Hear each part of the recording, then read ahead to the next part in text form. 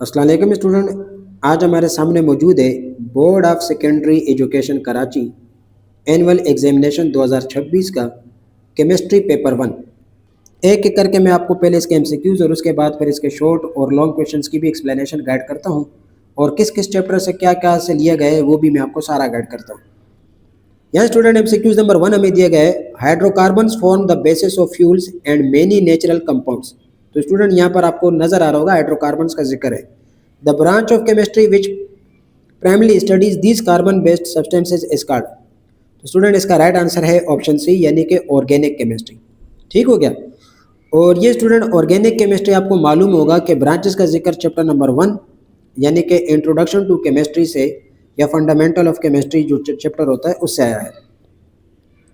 इसके बाद student MCQs number 2 है, the molecular formula of ozone is. इसका राइट आंसर है ऑप्शन बी, और ये भी स्टूडेंट चैप्टर नंबर 1 से ही लिया गया एमसीक्यूज है। इसके बाद student MCQs number 3, the molar mass of sulphuric acid is, यानी कि H2SO4 इज। तो ये आप कैलकुलेशन इजीली भी कर सकते हो। वैसे इसका जो राइट आंसर था वो था 98 ग्राम। ठीक है, अगर यहाँ पर लिखो होता the mass of sulphuric acid is, तो फिर आपने इसका यूनिट लगाना था, यानी कि 98 AMU। लेकिन यहाँ मास के साथ आपको मोलर मास दिए गए, तो आपको मालूम होना चाहिए कि मोलर मास जब आता है तो उसका यूनिट जो है वो ग्राम बनकर आता है। इसके बाद student question number MCQs number 4, sub shell present in, यानी कि sub shell present in L shell is are, यानी कि एल शेल के अंदर जो सब शेल्स की तादाद होती है वो कितनी, यानी कि एल ऑर्बिट के अंदर जो ऑर्बिटल्स है उनकी तादाद कितनी। तो आपको मालूम होगा पहला शेल के होता है, उसके बाद एल और फिर एम। ठीक है, तो आपके टीचर ने आपको बताया होगा कि के में एक ही सब शेल होता है और एल में 2 सब शेल होता है, यानी कि एस और पी। ठीक है, इसमें एक ही होता है एस, और एम में जो है एस पी एंड डी 3 होता है। तो इस तरह जो दूसरा शेल है यानी कि एल शेल, तो इसमें सब शेल की तादाद स्टूडेंट वो है 2, एस एंड पी। ठीक है। इसके बाद MCQs number 5, element of group 7 है are highly reactive non metals, यानी कि जो ग्रुप 7 है के एलिमेंट्स है वो हाईली रिएक्टिव नॉन मेटल्स है। That readily form salt with metals, यानी कि ये जब मेटल्स के साथ रिएक्शन करते हैं तो साल्ट्स बनाते हैं। दीज एलिमेंट्स आर कॉल्ड, तो इन एलिमेंट्स को क्या कहा जाता है। तो स्टूडेंट इसका राइट आंसर है ऑप्शन सी, हेलोजेंस। ठीक है। और चैप्टर नंबर 3 जो है periodic table, periodicity of the elements, ये वहाँ से लिया गया क्वेश्चन था। इसके बाद एक question number MCQs number 6, atoms tend to gain lose or share electron to achieve a stable outer shell similar to noble gases, यानी कि एलिमेंट जो है, एटम्स जो है वो अपने इलेक्ट्रॉन को गेन करते हैं, लॉस करते हैं, और वो भी ये चाहते हैं कि हम भी नोबल गैसेस की तरह यानी कि अपने आउटर शेल इलेक्ट्रॉनों को कंप्लीट कर ले। तो इस टेंडेंसी को क्या कहा जाता है। तो यहाँ पर स्टूडेंट जाहिर सी बात है आउटर शेल में अपने 8 इलेक्ट्रॉन पूरे करेंगे, तो इसलिए इसको ऑक्टेड्रोल कहा जाता है। ठीक हो गया। और इस चैप्टर की अगर स्टूडेंट बात की जाए एमसीक्यूज नंबर 6 का, तो जो चैप्टर है वो स्टूडेंट चैप्टर नंबर 3 यानी कि पीरियोडिसिटी ऑफ द एलिमेंट्स है, ये भी लिया गया है। इसके बाद MCQs number 7, the interaction between highly electron deficient hydrogen and highly electronegative atom is called. ठीक है, यानी कि हाइड्रोजन जब नॉन मेटल के साथ बॉन्ड बनाएगा, तो स्टूडेंट इसका राइट आंसर है ऑप्शन सी, हाइड्रोजन बॉन्ड। ठीक है, यानी कि इसमें हाइड्रोजन प्लस में और साथ में दूसरा जो नॉन मेटल होता है वो नेगेटिव में आ जाता है। ठीक हो गया। तो स्टूडेंट इसको हम कहते हैं हाइड्रोजन बॉन्डिंग। यहाँ पर बाज़ स्टूडेंट ने कोवेलेंट बॉन्ड लगाया था, लेकिन यहाँ पर देखें आपको बता दिया गया है, यानी कि म्यूचुअल शेयरिंग ऑफ इलेक्ट्रॉन नहीं है। यहाँ पर ये बताया गया कि आपको इलेक्ट्रॉन जो है वो डिफिशिएंट है इलेक्ट्रॉन का, हाइड्रोजन, और दूसरा साथ में एटम जो है वो इलेक्ट्रोनेगेटिव है हाईली। तो इसका स्टूडेंट आंसर बनता है हाइड्रोजन बॉन्ड। ठीक हो गया। और अगर एमसीक्यूज नंबर 7 की मैं बात करूँ, तो स्टूडेंट ये लिया गया था चैप्टर नंबर 4 से। ठीक है, यानी कि केमिकल बॉन्डिंग से लिया गया ये एमसीक्यूज था। इसके बाद MCQs number 8, according to the relationship between molecular mass and diffusion. ठीक है, gas separate most rapidly under identical condition that is, यानी कि मॉलिक्यूलर मास के अकॉर्डिंग अगर हम गैसेस के डिफ्यूजन की बात करते हैं, तो स्टूडेंट यहाँ पर राइट आंसर आता है हाइड्रोजन। तो ये स्टूडेंट चैप्टर नंबर 5 से लिया गया डिफ्यूजन वाले टॉपिक से, यानी कि डिफ्यूजन इन गैसेस, उस टॉपिक से ये दिया गया है। ठीक हो गया, यानी कि फिजिकल स्टेट ऑफ मैटर। इसके बाद एमसीक्यूज नंबर 9 है, a solution is prepared by dissolving 10 gram of sugar to make the total mass of solution of 100 gram, the water added to it is. खैर, तो स्टूडेंट इसका right answer है option C, यानी कि 100 ग्राम। और अगर मैं चैप्टर नंबर इसकी बात करता हूँ कि एमसीक्यूज नंबर 9 किस चैप्टर से लिए गए, तो ये स्टूडेंट सोल्यूशन और सस्पेंशन जो चैप्टर नंबर 7 है, सॉरी 6 है, सोल्यूशंस उससे लिए गए। इसके बाद एमसीक्यूज नंबर 10 है, when a saturated solution is diluted it change into an, यानी कि सैचुरेटेड सॉल्यूशन में जब आप वाटर डालोगे, ठीक है, तो वो डाइल्यूटेड सॉल्यूशन जो बनेगा उसे हम क्या कहेंगे, तो स्टूडेंट यहाँ सुपर सैचुरेटेड तो बन नहीं सकता, ठीक है, कंसंट्रेटेड सॉल्यूशन भी नहीं बन सकता, तो यहाँ इसका जो राइट आंसर है वो था ऑप्शन बी, यानी कि अनसैचुरेटेड सॉल्यूशन। और ये एमसीक्यूज भी स्टूडेंट चैप्टर नंबर 6 से ही लिया गया था, सॉल्यूशन से। ठीक हो गया। इसके बाद एमसीक्यूज नंबर 11 था, during an electrochemical process positive ions move toward the, ये स्टूडेंट चैप्टर नंबर 7 से यानी कि इलेक्ट्रोकेमिस्ट्री से लिया गया क्वेश्चन था। ठीक है, ओ सॉरी एमसीक्यूज था। तो देखिए यहाँ पर लिखा हुआ पॉजिटिव आयन, अब बाइज स्टूडेंट जानते हैं, उनको टीचर ने पढ़ाया होगा कि पॉजिटिव आयंस को कैट आयंस भी कहते हैं। तो कैट साइन स्टूडेंट हमेशा याद रखेगा कि कैथोड की तरफ मूव करेगा। ठीक है, तो इसका राइट आंसर ऑप्शन बी यानी कि कैथोड था। MCQs number 12 student, form the following the loner caustic compound is, यानी कि लोनर कास्टिक कंपाउंड कौन सा है, तो स्टूडेंट ये वाला जो एमसीक्यूज था ये लिया गया था चैप्टर नंबर 8 से। ठीक है, यानी कि केमिकल रिएक्टिविटी से लिया गया था। और स्टूडेंट इसका राइट आंसर है सिल्वर नाइट्रेट, यानी कि AgNO3, इसको लोनर कास्टिक कहा जाता है। और ये स्टूडेंट एमसीक्यूज लिया गया था जो आपके चैप्टर नंबर 8 केमिकल रिएक्टिविटी के अंदर एक टॉपिक आ रहा था नोबल मेटल्स का। ठीक है, वहाँ पर आपको गोल्ड और सिल्वर दिए गए थे, तो ये वहाँ से लिया गया एमसीक्यूज था। ओके स्टूडेंट, अब सेक्शन बी यानी कि शॉर्ट क्वेश्चंस को सॉल्व करते हैं, समझने की कोशिश करते हैं। क्वेश्चन 2 है, how would you explain a free radical in term of electronic arrangement and chemical behaviour. तो ये स्टूडेंट आपको बता रहा था कि आप फ्री रेडिकल हमें गाइड करें, यानी कि एक्सप्लेन करें उसको और इक्वेशन की मदद से। ठीक है, ये इक्वेशन नहीं लिखी गई, लेकिन आपको वो बता रहा था कि आप इसको how would you explain free radical in terms electronic arrangement. तो इलेक्ट्रॉनिक अरेंजमेंट के लिए स्टूडेंट आप इक्वेशन के जरिए से, यानी कि किसी भी एटम से आप फ्री रेडिकल बनाकर उसको एक शो करवाते हैं। इसके बाद स्टूडेंट क्वेश्चन नंबर 3 है, how is an ion different from an atom, यानी कि एटम आयन से डिफरेंट कैसे होता है। Answer with refer to electrical charge in electrons. तो ये भी स्टूडेंट आपने इक्वेशन के जरिए से इसको साबित करना है। इसके बाद है question 4, what are the limitations of Bohr atomic model.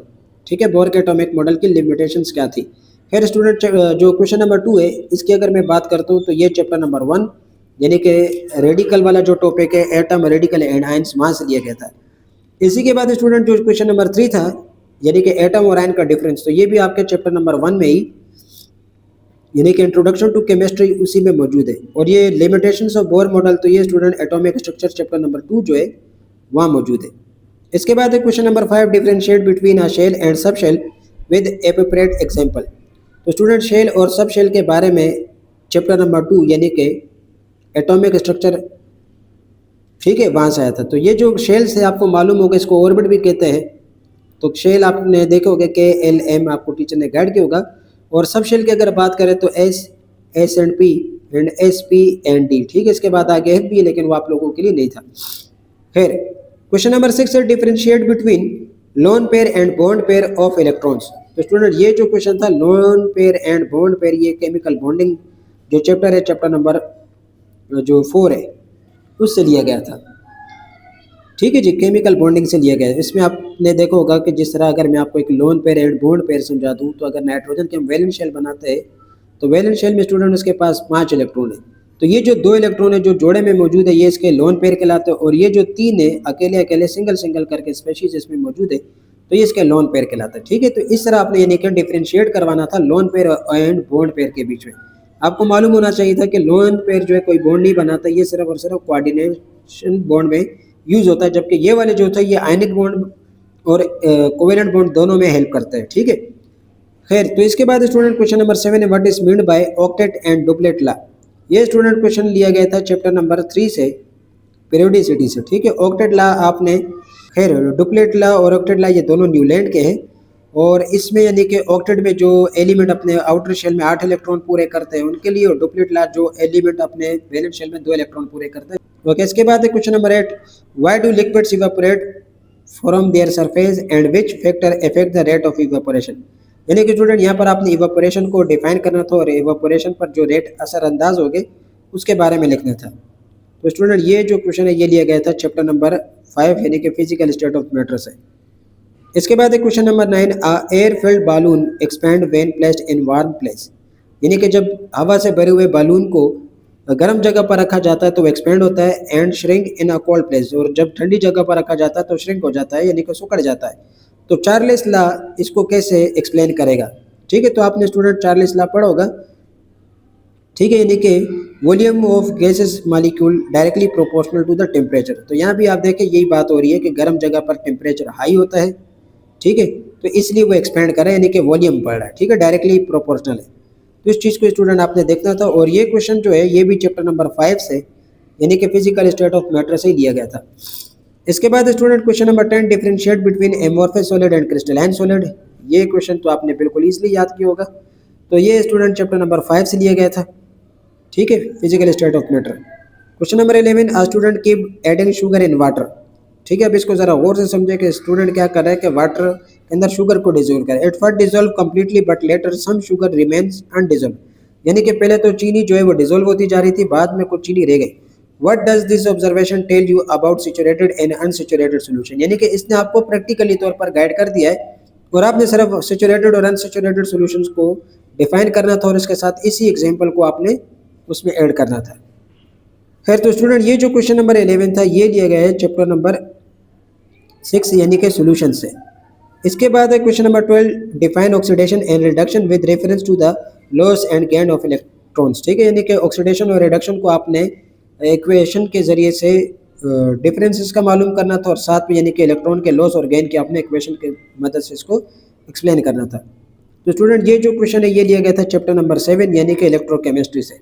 इसके बाद question 13, why is sodium consider is a soft metal and why iron is hard metal. ठीक है, एक्सप्लेन द डिफरेंस, यानी कि ये आपकी बुक में चैप्टर नंबर 8 जो है केमिकल रिएक्टिविटी, उसके अंदर डिफरेंस दिया गया है, यानी कि right difference between soft and hard metal, या फिर right difference between sodium metal and iron metal. ठीक है, ये वहाँ से लिया गया क्वेश्चन है। तो स्टूडेंट शॉर्ट्स खत्म हुए, अब मैं आपको इसके लॉन्ग भी गाइड करता हूँ।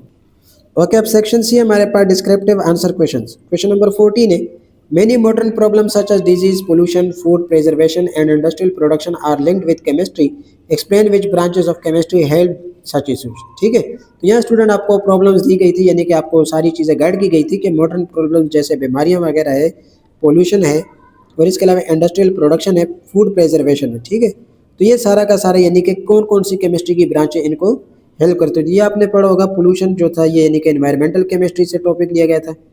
ठीक है, फूड प्रिजर्वेशन यानी कि फूड केमिस्ट्री जो है उससे टॉपिक लिया गया था। डिजीज के बारे में आपने मेडिसिनल केमिस्ट्री का जो जिक्र है यानी कि जो उसको डिफाइन है ये वहाँ से लिया गया था। ठीक है, तो स्टूडेंट यानी कि यहाँ सीधी सीधी से बात ये कि केमिस्ट्री की ब्रांचेस को आपने डिफाइन करना था, और सिर्फ उन ब्रांचेस को जिनके अंदर डिजीज का, पोल्यूशन, फूड प्रिजर्वेशन या इंडस्ट्रियल प्रोडक्शन यानी कि इंडस्ट्रियल केमिस्ट्री, इस तरह की ब्रांचेस को आपने डिफाइन करना था।